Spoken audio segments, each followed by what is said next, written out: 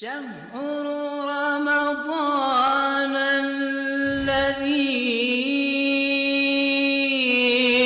أنزل فيه القرآن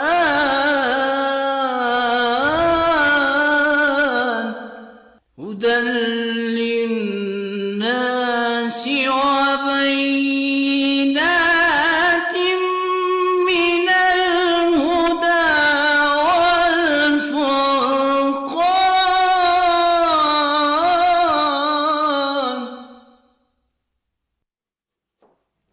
حمد است خدایی را که کریم است و ذوالجلال. بعد از حمد و ثنای حضرت رب العالمین، درود و صلوات بر روح پرفتوح رحمت للعالمین، فخر کائنات حضرت محمد مصطفی صلی الله علیه و آله و اصحابه و سلم. بیننده های محترم تلویزیون ملی افغانستان، هموطنان روزدار، السلام علیکم و رحمت الله تعالی و برکاته.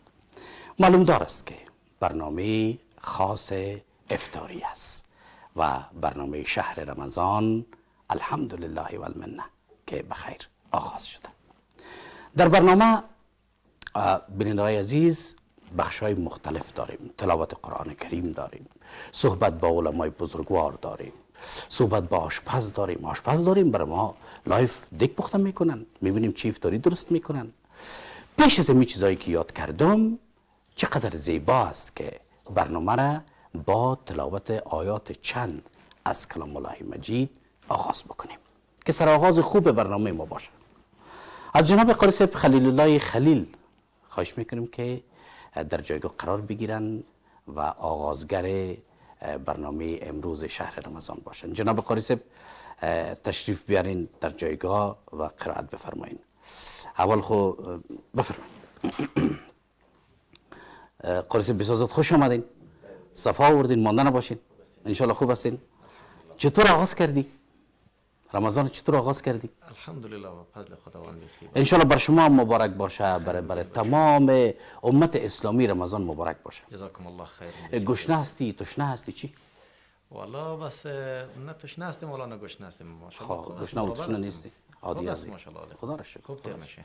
بیاین قرائت بکنی، صدای زیبایتون رو بشنویم. چقدر کار خوب میکنی، این زحمت خودت بکش. بفرمایید. بسم الله. أعوذ بالله من الشيطان الرجيم. بسم الله الرحمن الرحيم. ويا قوم ما لي أدعوكم إلى النجاة وتدعونني إلى النار. تدعونني لأكفر بالله وأشرك به ما ليس لي به علم وأنا أدعوكم إلى العزيز الغفار. ما شاء الله. لا جرم أن ما تدعونني إليه ليس له دعوة في الدنيا ولا في الآخرة وأن مردنا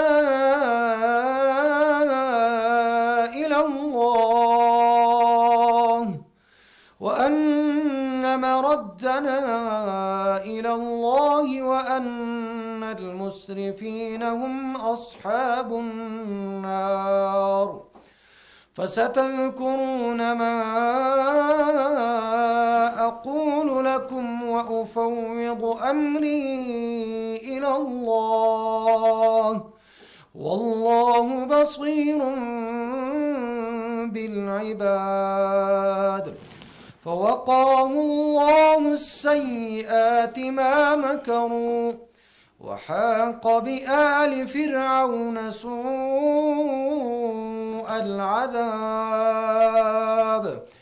النار يعرضون عليها غدوا وعشيا ويوم تقوم الساعة أدخلوا آل فرعون ويوم تقوم الساعة أدخلوا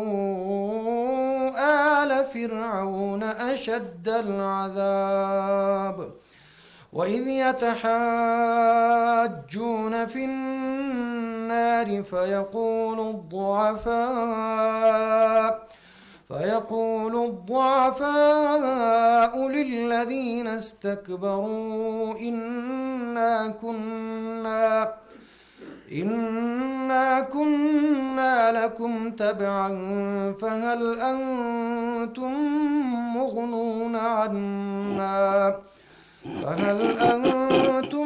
مغنون عنا نصيبا من النار قال الذين استكبروا إنا كل فيها إن الله قد حكم بين العباد وقال الذين في النار لخزنة جهنم ادعوا ربكم يخفف عنا يوما من العذاب قالوا أولم تك تأتيكم رسلكم بالبينات قالوا بلى قالوا فادعوا وما دعاء الكافرين إلا في ضلال سبحان ربك رب العزة عما يصفون وسلام على المرسلين والحمد لله رب العالمين. و خیر و سلامت عافیت باشین جناب قاری صاحب. خداوند براتون اجر بزرگ نصیب بکنه.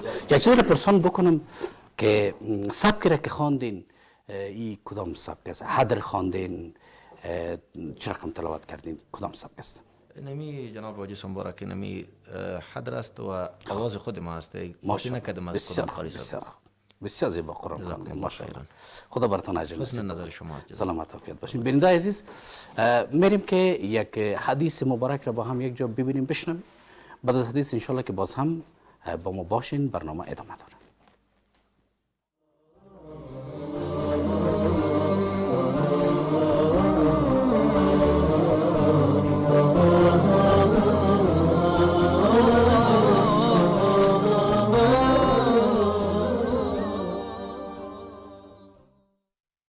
وعن أبي هريرة رضي الله عنه أن رسول الله صلى الله عليه وسلم قال: إذا جاء رمضان فتحت أبواب الجنة وغلقت أبواب النار وصفدت الشياطين.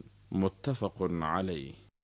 از ابو هریره رضی الله عنه روایت است که رسول الله صلی الله علیه و سلم فرمود: چون رمضان بیاید دروازه های بهشت باز شده و دروازه های جهنم بسته می شوند و شیاطین به زنجیر کشیده می شود.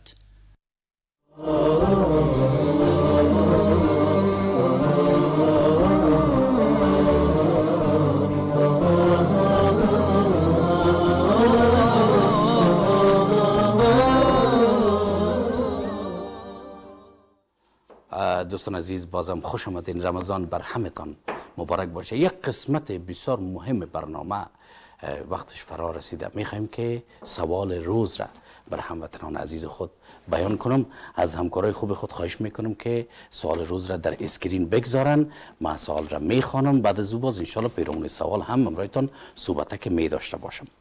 سوال امروز قرار سعید است: خوشی های واقعی یک مسلمان در چی وقت ظاهر می گردد؟ خوشی های واقعی یک مسلمان در چی وقت ظاهر می گردد؟ الف: هنگام دیدار اقاربش، یعنی دوستا خویشاوندان. با: هنگام کمک و یاری با دیگران. جیم: هنگام افطار و ملاقات با پروردگارش. و دال: روزهای هر دو عید. دوستان عزیز ما، هموطنان گرامی ما، هر کسی که خواهر ما، برادر ما، هر کسی که جواب درست همین سوال را میدانند لطف بکنند در شماره واتساپ 0787 88 80 50 در روی اسکرین تلویزیون های همتان شماره تلفن هست. لطفا فقط در واتساپ پیام بگذارین، زنگ نزنین، هم زیادی وقت برای شما میشه، هم برای اداره و هم برای برنامه. یک بار دیگه شماره تلفن را میخوانم، هر کسی که جواب درست را میفهمه با شماره واتساپ 0787 88 80 50 در واتساپ پیام بگذارد. یک بسته کمکی را که عزیزی بانک، عزیزی گروپ و بانک اسلامی او را ترتیب کردن، او را انشالله که هر روز دو قرعه را برمی داریم برای دو مستحق ما انشالله که از طرف عزیزی گروپ و بانک عزیزی و بانک اسلامی برشان انشالله که داده میشه و پروسش ما انشالله که مکمل برای دوستان عزیز خود در هنگام افطار او را تشریح میکنم. دوستان عزیز، در این قسمت برنامه مهمان عزیز و عالی مقدار داریم. جناب شیخ صاحب، جناب مفتی صاحب شمس الرحمن فروتن را امروز در برنامه با خود میخوایم داشته باشیم که از حضورشان احترامانه خواهش میکنیم تشریف بیارین. جناب شیخ صاحب بفرمایید. بسیار زیاد خوش آمدین، صفا آوردین، مانده نباشین. رمضان بر شما مبارک باشه. خیلی خوش آمدید، صفا آوردین. بفرمایید. اول خب بسیار زیاد تشکر که وقتتون رو برای ما گذاشتید. بخیر باشید. وقت دعا است و وقت نیایش است و باز ما گفتیم بیا که جناب شیخ صاحب یک زحمت بدیم که این کاری که خداوند ایران برای شما عبادت ان شاء الله حساب میکنه دیگه. ان شاء الله. رمضان چطور شروع کردیم؟ بسم الله الرحمن الرحیم. الحمد لله و صلات و سلام علی رسول الله. خدمت شما همکاران عزیز، تمام بیننده های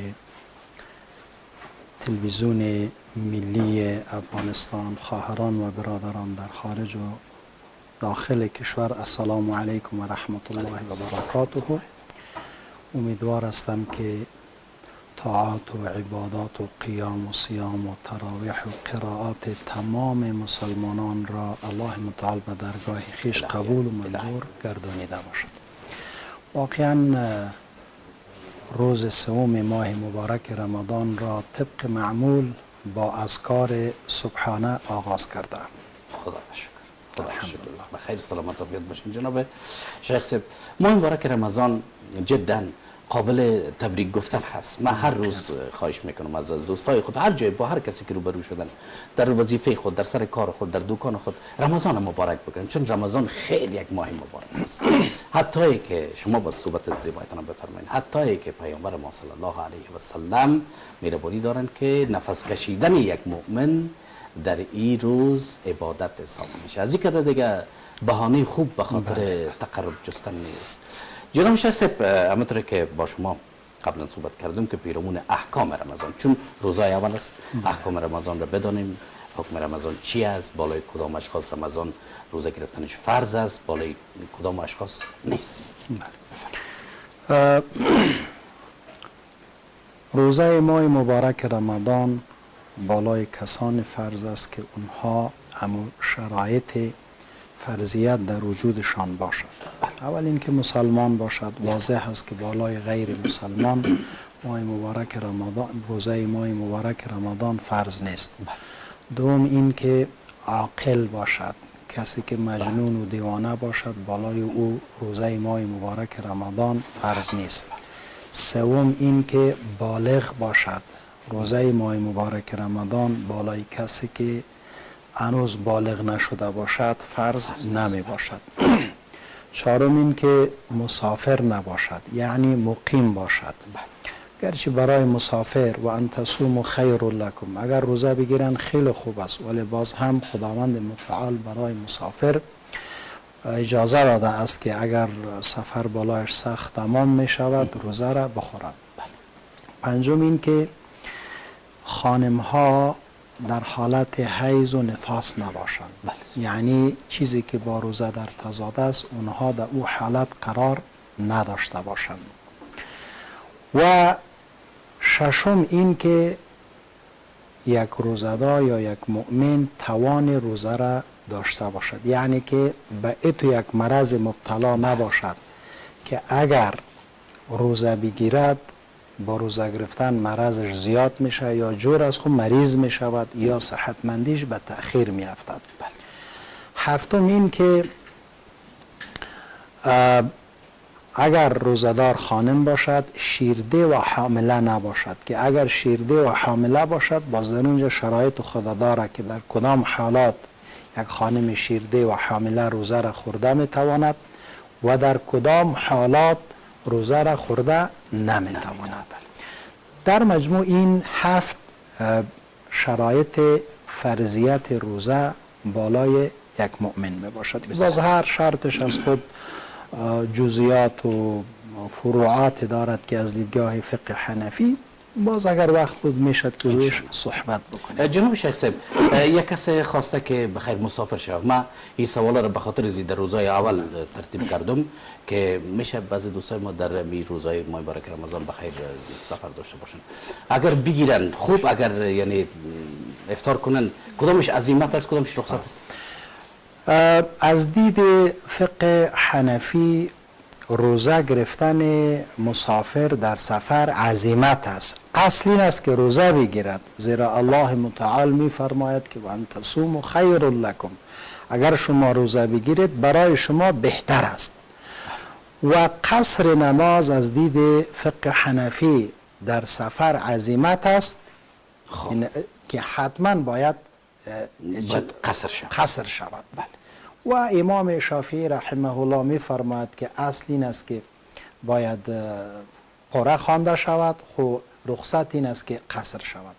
ولکن در روزه تمام فقهای کرام 4 مذهب به این عقیده و باور هستند که اگر کسی در سفر می باشد ولو که سفر بالایش سخت تمام نشود، سفر سیاحتی است و فاصله سفر را اینا طی میکنند یا در جایی که در آنجا اقامت اختیار میکنند کمتر از 15 روز بود و باش میکنند، گرچه سفر بالایشان سخت نیست، از طریق ذریعه طیاره سفر میکنند، ذریعه کشتی سفر میکنند، مسیری را خیلی مستریح و آرام است، میتوانند که روزه خود بخورند ولکن بخاطر که آرام هستند، مشقت سرشان نیست. نه یعنی میتوانند که روزه خود بخورند. خب میتونن، چون آیت مبارکه هست. ولکن افضل این است، بهتر این است که اگر در سفر روزه گرفتن مشقت زا نباشه، سخت نباشه و یک مشکل جدی روزدار را مواجه نکنه، بهتر است که باز روزه را بگیرد. بسیار. ولکن عام این است که اگر روزدار به مشکل مواجه می شود و یا نمی شود، خب فاصله سفر است، می تواند که روزه خود افطار بکنه.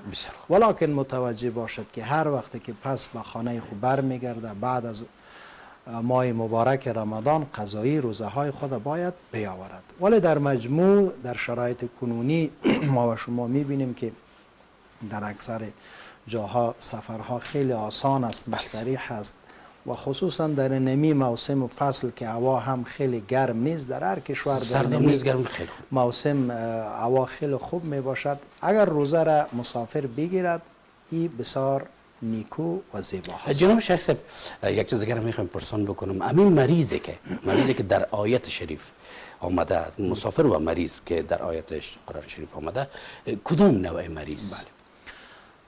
علامه ابن عابدین شامی رحمه الله در کتاب مشهور خود که مشهور به کتاب فتاوای شامی است که نام علمی آن رد المحتار، در شرح حاشیه تنویر الابصار است. در این کتاب علامه شامی می فرماید که مرض به 3 قسم است. یکی آن مرض هست که مرضای عادی هست، کم سرش درد میکنه، کم زکام است، اگر روزه بگیرد میتواند که روزه بگیرد، با کدام مشکل جدی مواجه نمی شود، مریضیش طولانی نمی شود و با گرفتن روزه صحتمندیش به تأخیر نمی افتد. این مرضهای عادی نمی تواند که مبیح یا روا کننده برای افطار باشد. در مرضهای عادی باید که هر روزدار روزه خود بگیرد. مثلا اگر یک خانم که دچار یک مریضی که مخصوص خانم ها میشه، خب یعنی اگر هدف شما ای است که یک خانم عادت ماهوار میشه و موضوع شلاید است، ما سر عموم مریضی ها بحث میکنیم. اول مریضی عادی هست که در این مرضا ضرور نیست که یک روزدار روزه خود بخورد. دوم مریضی هست که تکلیف هست که اگر در این حالت یک مؤمن روزه بگیرد به خیلی مشکل جدی مواجه می شود. یا هم وعده های دوا که برش دکتر تجویز کرده، او وعده های دوا اگر به تأخیر افتد باز به مشکل جدی مواجه می شود. مریضش زیاد میشه یا صحتمند نمیشه یا امو دوا مؤثریت خود از دست می دهد. این مریضی هست که با وجود این مریضی روزدار میتواند، مسلمان میتواند روزه خود بخوره و هر وقتی که الله متعال برای شفا داد قضایی روزه خود بیاورد. سوم مرض هست که مزمن است، خطرناک است، صعب العلاج است و تا آخر عمر امید به این نیست که از این مرض صحتمندیش نیست. مثلا خدای نکرده مرض سرطان است، مرض شکر است که خیلی جدی باشد، بعضی تکالیف معده هست یا بعضی مرضهای دیگری هست که تا آخر عمر مرض با انسان هست، تا آخر عمر باید که دوا بخورد و امید بهبودش هم نمیشه. بله امید بهبودش هم نیست. در این حالت علامه ابن عابدین شامی میفرماید که تا آخر عمر اگر امید بهبود نبود روزه خود بخوره و از هر روز فدیه بدهد. و یک تفسیر و تعبیر این آیه مبارکه هم این است که وعلى الذین یطیقونه فدیه طعام مسکین و علی الذین بر آنهایی که یطیقونه یعنی لا یطیقونه توان و طاقت روزه را ندارند فدیه هست که این فدیه برای مسکین داده شود. فلهذا در اینجا خیلی مهمی است که هر کسی که به مرض مبتلا می شود اینا باید به دکتر متخصص مسلمان حاذق مراجعه بکنند. اگر دکتر برش گفت که برادر خواهر اینمی مرض تو مرض هست که تا آخر عمر با تو هست، تا آخر عمر باید دوا بخوری، اگر روزه بگیری به مشکل مواجه میشی، یا ای که به تجربه خودش برش ثابت شده باشد که وقت روزه میگیره به مشکل مواجه میشه و تا آخر عمرم صحتمندیش متاسفانه امیدش نیست، باز روزه خود بخوره و از هر روز فدیه بده. ولکن اون مرضی که سخت است اگر روزه بگیرد به مشکل مواجه می شود روزه خود بخوره که صحتمند شد قضای خود بیاورد. بخیر و سلامت عافیت باشین جناب شیخ صاحب. سوالات دیگه هم در مورد احکام هست، اگر اجازه باشه یک بار طرف آشپز برم یک پرسنجویان بکنم که اگر نه باز افطاری نخواد بتیم مارانی. استاد قیام الدین سلام علیکم. سلام علیکم. خوب هستین ان شاء الله؟ رمضان چطور است؟ خوب است فضل خدا. چطور آغاز کردی؟ خودت آشپز هستی؟ ان شاء الله که بخیر فوق العاده. اشتهات خون آمده سر کدوم چیز؟ سوپ است. امروز یک دم آش است. گوشت سینه مرغ داره. یاد میکنی خوب اشتهای ما قابلی است. باز چطور شود؟ یعنی استاد قیام الدین یک چیز را پرسان بکنم. در خانه یگان دفعه سر آشپزی میکنن یا والا کو وقت داشته باشه میکنم یگان. باز سر کس غال مغال چیز نمیکنه؟ نه دیگه فضل خدا غال مغال تان اینا دیگ پخته کردیم این کارا رو کردیم ما. این تو گپا نیست؟ نه خب برای امروز چی داری بخیر؟ برای امروز آش تیار کردیم، یک نوع سینه مرغ داره، ترکاری است. بسیار خوب. یک نوع سوپ ترکاری است آماده کردیم بخیر. دیگه یک نوع جنجر است، جنجر ترکاری است. بسیار عالی. آماده کردیم. یعنی چیزا رو نمایش قابلی داریم. بر ما نو معلوم میشه، مجبور که یک روز کل زیره وقت برات زیاد بتیم که اینو تشریح کنی جناب استاد، تشریح کنه که یعنی خانم‌ها گرچه ماشاءالله خانم‌ها کلشون جنجر مام نوشیم چنجره بر ما مال یک تشریح نکنه میره چنجر میشه تو بیا میره بگو چنجر جنجر ما کس نزدیکتون بیا می از اونجا مرچ دورمه داره، سینه مرغ است، کرم است، خلال زردک است کتیش و دیگه مرچ مساله. این کلش گرفتی من تو گپ وقت شدیش میکس کرد. باز آش ما کس آش جوش دادیم، و در ظلم شامت یک مواد بر شماده کردیم مثل بریانی واری که تشکیلات خدا خیرت میکنیم بده. بخیر. خدا خیرت بده. ما از انشالله جناب بخیر. شیخ صاحب خواهش میکنم امو حدیث مبارکه بر ما و شما بخونه و تشریح کنه، کسایی که برای دیگرها افطاری درست میکنه. خدا تو خیر بتونه در کار مصروف باش. بفرمایید. بله انشالله جناب استاد هم در جمله بله، همون بله. کسانی هست که رسول صلی الله علیه و سلم می فرماید کسی که روزدار را افطار بدهد خداوند متعال برای اونمو کسی که افطار دهنده است اجر و ثواب روزه امو شخص را میدهد که او روزه گرفته است بدون از این که از اجر و ثواب این روزدار چیز کم شود. و خوشبختانه حدیث در اینجا عام است، بله ماشاءالله. فرق نمیکنه که این افطار دهنده کی باشه، آشپز باشه، عضو یک خانواده باشه، در سرک باشه، در مسجد باشه، در راه باشه، و ای که کسی که روزدار است خان باشه، غریب باشه، فقیر باشه، هر کسی که باشد از امی امتیاز و از امی کردیت ماه مبارک رمضان و افطار دهنده افطار دادن مستفید میشه. جناب شیخ صاحب یک چیز را بیشتر بسیار زیبا یاد کردین در مورد عام، در مورد مریضی هایی که در ماه مبارک رمضان می باشه و یاد کردین. خدای متعال رخصت فرموده کسایی که مریض هستن، مریضی که اشون جور شود، کسایی که یک بار خودشان خود گویا یعنی مریض معرفی میکنن.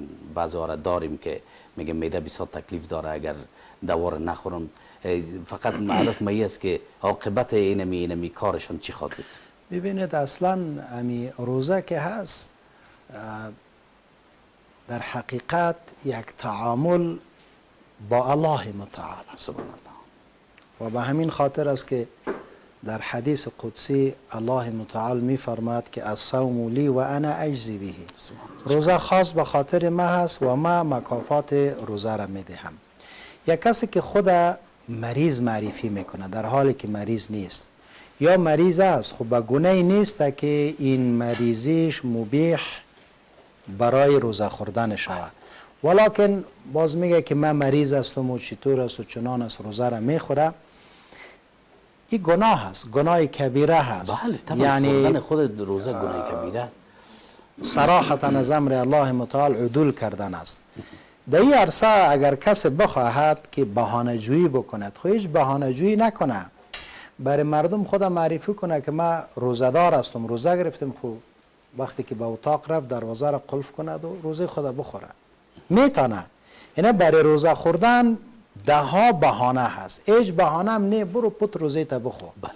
مگر در اینجا یگانه چیزی که مانع است، زاجر است از این که روزه را نخوریم این است که تعامل ما مستقیما با الله تعالی است. سبحان الله. به همین خاطر است که علما می فرمایند، حضرت امام غزالی رحمه الله در کتاب احیاء علوم الدین می فرماید که به خاطر این الله متعال می فرماید که روزه خاص به خاطر من است و من مکافات او را می دهم، چون در روزه هیچ جای ریاکاری وجود نداره. حالا ما خودت روزدار هستیم، هیچ تصور نمیشه که ما یا خودت ریاکاری بله روزه داشته باشیم، هیچ کسی سر ما نمیفهمه به جز الله متعال. ممکن یک نفر روزه خود خورده باشه، هیچ کسی سرش خبر نباشه، برای مردم چنین وانمود میشه که اون روزه داره مگر روزه را خورده. اینجا اصلا معامله با الله متعال است. ولکن در دیگر عبادت ها تصور ریا وجود دارد. یک نفر نماز میخوانه، احتمال داره که بی وضو استاد شده باشه برای مردم خدا نشان بدهد که ما نمازگزار هستم. یک نفر صدقه میدهد، لکا افغانی را صدقه میدهد، خب در اینجا احتمال آن وجود داره که این ریاکاری بکند. یک نفر به طور مثال قرآن عظیم و شان تلاوت میکنه، ذکر میکنه، احتمال ریا در آن هست، ظاهر است. اگر ریاکاری هم نکنه ممکن یک کسی گمان بد برو کنه که ممکن ریاکار باشه، مگر روزه اطور یک عبادتی است که ظاهر نمی شود. نه کدام عمل هست، نه گفتار است، نه کردار است، نه گفتن است، نه رفتن است، چیزی هست که فقط تو با الله متعال آن را میدانید و بس. لہذا الله هم میفرماید که این روزه اینقدر خالصانه به خاطر من بود که تصور ریا در آن نمیرفت، فلهذا ما هم مکافات روزدار را میدهم. ببینید در اینجا مثلا یک کسی مثلا امیر المؤمنین، یک وزیر صاحب، رئیس جمهور، پادشاه یک تحفه را برای خودت میدهد، خودت الحمدلله در برنامه های اسلامی خوب درخشیدی، تو مستحق یک تحفه شده ای. امیر المؤمنین میخواد که به تو یک تحفه بدهد. خب امیر المؤمنین نایب خودم میگوید یا نماینده خودم میگوید این تحفه را به عرفان صاحب بده، خیلی خوب است. ولکن اگر امیر المؤمنین امی تحفه را مستقیم به تو بدهد خیلی ارزش دارد. خداوند متعال برای روزدار جنت میدهد، خداوند متعال برای روزدار اجر و پاداش میدهد. خو این اجر و پاداش مستقیما به دستان بلاکیف الله متعال به روزدار میرسد. یقینا. از یک چیز دیگه جناب شیخ صاحب یاد بکنم وقتی که ما هنوز هست الحمدلله از صدقه و از خیرات و از زکات و بیشتر یاد کردین. یک گپ به یادم شد میخوایم میرم روی شما شریک بسازم. ما این باره رمضان هست، وقت صدقات هست، وقت خیرات هست، وقت دزگیری هست، درست است؟ و ثوابش هم خب میفهمین که چند است. دوستای عزیز ما کمی خیرات و صدقات و زکات میکنن، لطفا شما از زمان شیرین خود بگوین.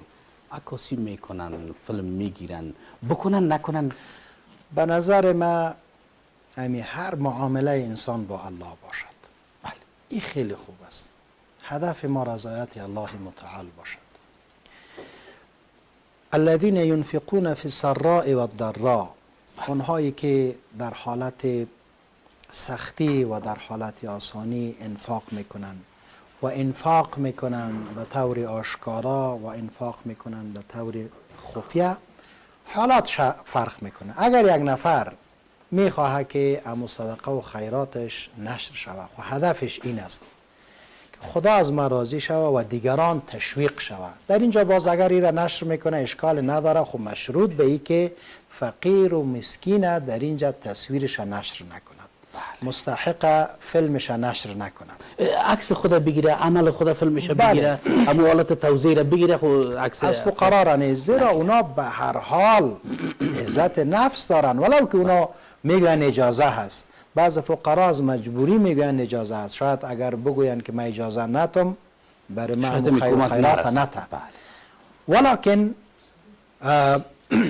عکس خدا، تصویر خدا، فیلم خدا اگر نشر میکند نیتش این باشه که دیگران تشویق شود، گپ خوبی هست. ولکن اگر در اینجا ریاکاری هدف باشد، سمعت هدف باشد، باز این صدقش خدا بخی قبول نمی کند. اصلا این صدقه قابل قبول نیست. ما متاسفانه مشاهده میکنیم، خصوصا که در عصر کنونی، عصر سوشیال میدیا هست، یک نفر ببینی یک بوتل روغن توزیع میکنه، 6 نفر سر روغن دست خدا گرفته و 2 نفر 3 نفر فقیر و بیچاره و مسکین و زن در اونجا استاد هستند. این کار درست نیست. خداوند متعال اگر این صدقه تو خالص به خاطر رضای او باشد، بدون عکس و بدون تصویر هم آن را قبول میکند. خیلی خوب است که ما نظر میسه که از ریا و ریاکاری و غیره اجتناب شود. صرف اگر یگان وقت نام گفته میشه، عکس انداخته میشه، هدف این است که دیگه اغنیا تشویق شود، هدف این است که دیگه مالدارا تشویق شود. در این کدام ممانعت شرعی مشاهده نمیشه. بخیر و سلامت عافیت باشین جناب شیخ صاحب. بیشتر یک چیز شما یاد کردین، خدا شاهد است که یک خوشی درونی در درون من ایجاد شد که گفتین اگر یعنی خداوند خواسته باشه که امیرالمومنین حفظه الله یک تحفه برای قادر عرفان روان بکنه، خدا شاهد است فکر میکنم ما تحفه را گرفتم. همینطور یک احساس در درونم است. خوب فکر کنم یعنی امید لرو چې واقعیت همدغه هسې وشي. خیر سیسی که هیڅ ونه شي همدغه کومې برنامه چې تاسو وړاندې کوي د برنامه ښه تقویه سي، ښه مثلا غني سي، ښه مثلا ټول همکارانو ته یو تقدیر وشي، دا انشاءالله چې ټولو ته یو خیر سلامت عافیت باشین جناب شیخ صاحب.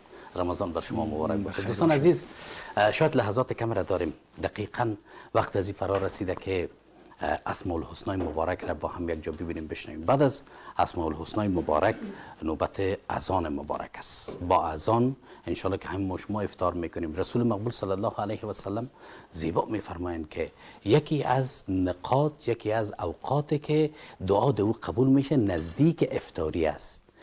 در جریانی که اسماء الحسنا نشر میشه دعا بکنین، تضرع بکنین به الله متعال، به حق خودتان دعا بکنین، به حق ما دعا بکنین، به حق کل وطن ما دعا بکنین.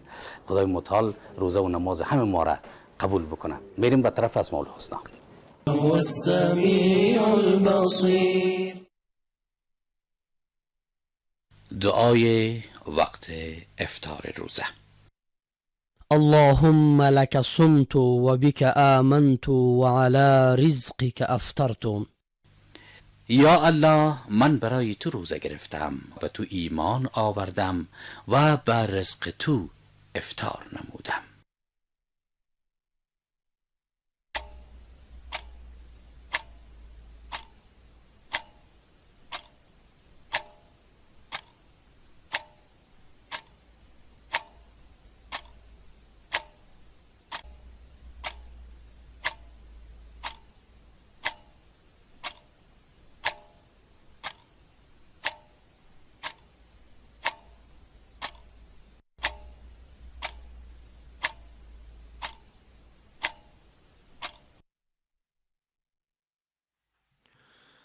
الله أكبر الله أكبر الله أكبر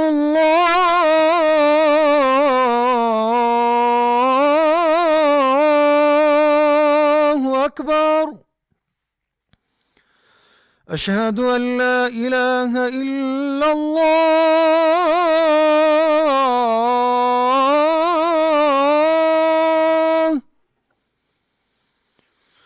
أشهد أن لا إله إلا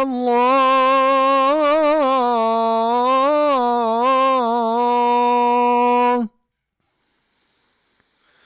أشهد أن محمدا رسول الله.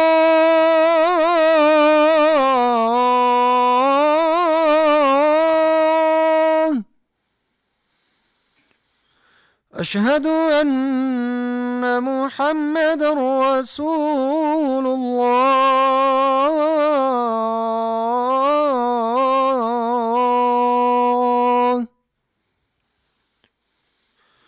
حي على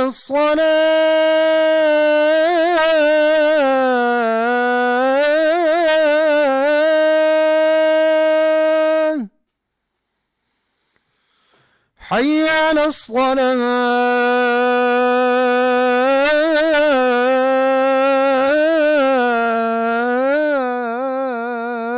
الصلاة. حي على الفلاح.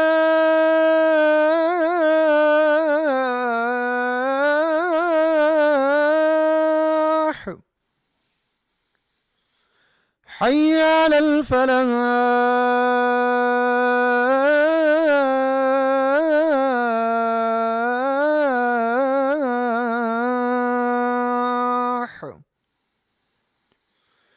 الله أكبر الله أكبر. لا إله إلا الله.